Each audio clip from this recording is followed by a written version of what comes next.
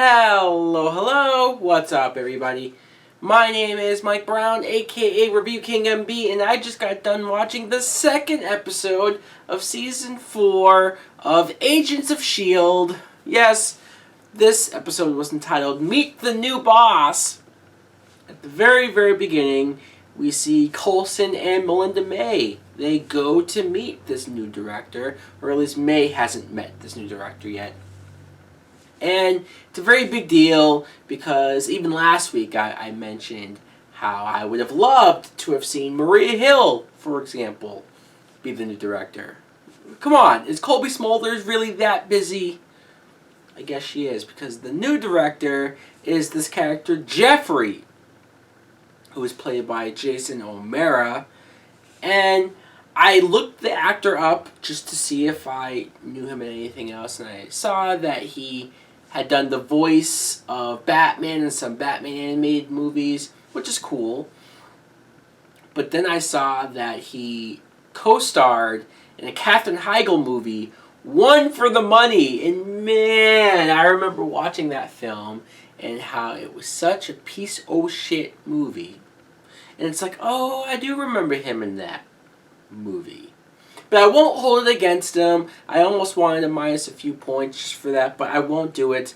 He was fine. The character himself, I feel like so far at least he seems like a halfway decent guy.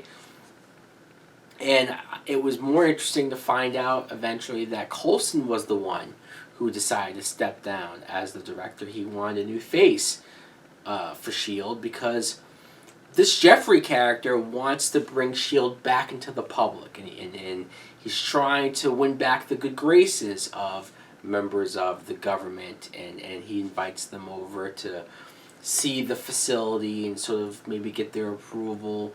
So that's an interesting take on it. I don't know how the hell you're going to make S.H.I.E.L.D.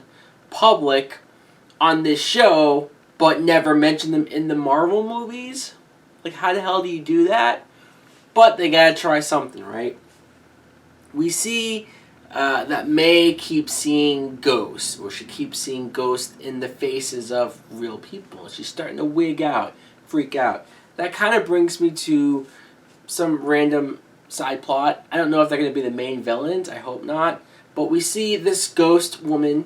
At the beginning of the episode, she was at this house randomly, messing with the family.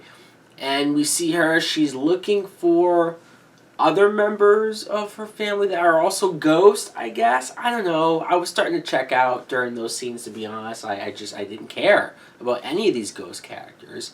It was just really dumb, I thought. I'm sorry. I didn't dislike this episode. The episode was fine. It wasn't special. It wasn't as good as last week's episode was. But definitely some of the weakest parts of the episode were these ghosts. I just couldn't care less about what they wanted to do and who they want to go after or pay back because of what they did to them or whatever the fuck.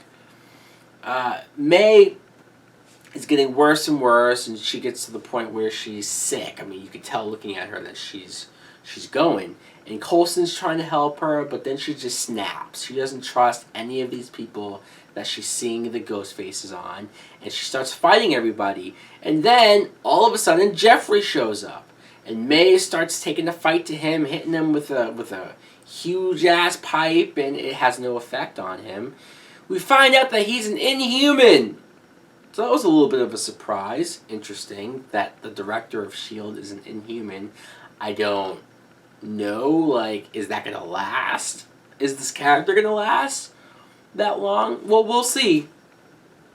But let's talk about Daisy. Daisy goes to Robbie Reyes' job, and she's kind of poking him and prodding him to find out what he knows, to find out why he's doing what he's doing, to find out what he is.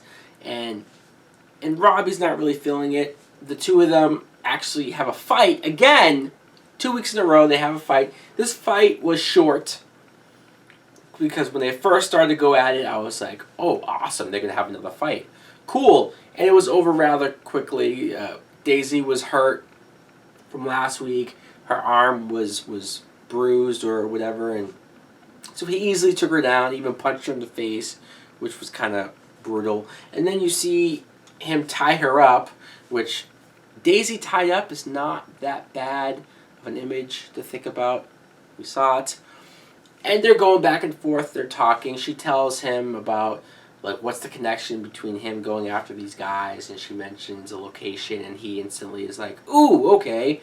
He takes off. Now, she then uses her earthquake powers to get out of the ropes. And I'm sitting there thinking, well, why didn't she just do that 5 minutes ago? What was with the whole struggling? Oh, I can't get out. And then when he leaves, she uses her powers. Like, does she do that on purpose to trick him? Because if not, then that's just weird.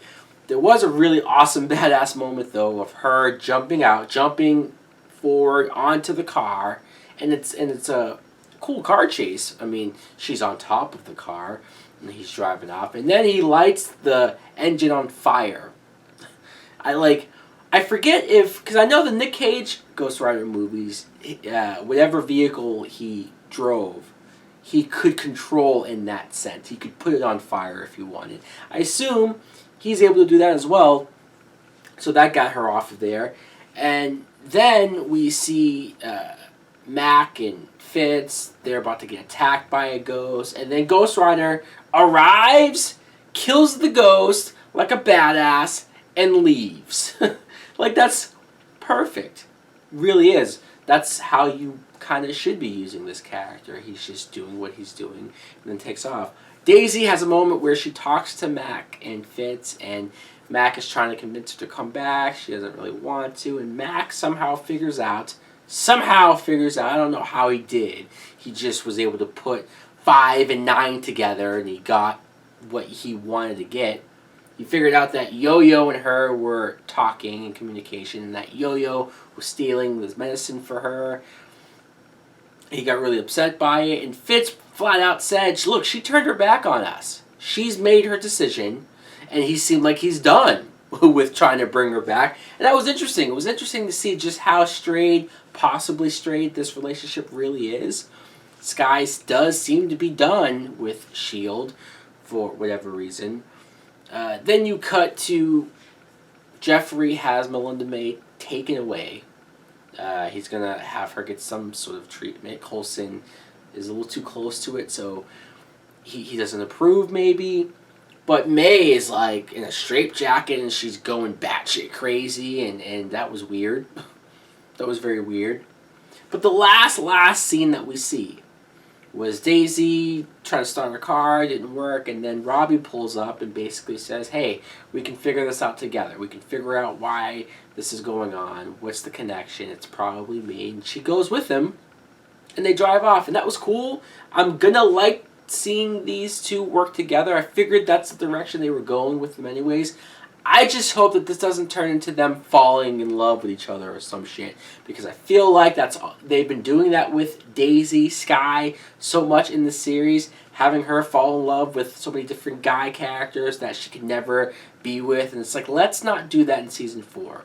They're kind of making her the most badass that they could right now, her being on her own and doing what she's doing. Like, I'm liking what I'm seeing with Daisy. Just don't ruin it by having her fall back in love.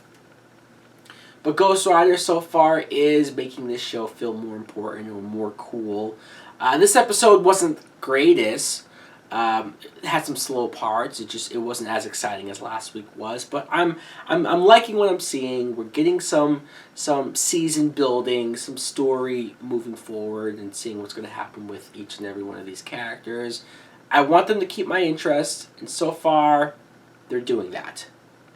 So guys, let me know in the comments below, what did you think of episode 2 of season 4? Did you like it? Did you love it? Or do you agree with me that it was just okay, but we're excited for the future? Or did you hate it?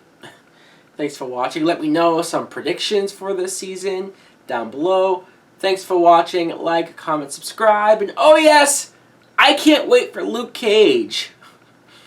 Later.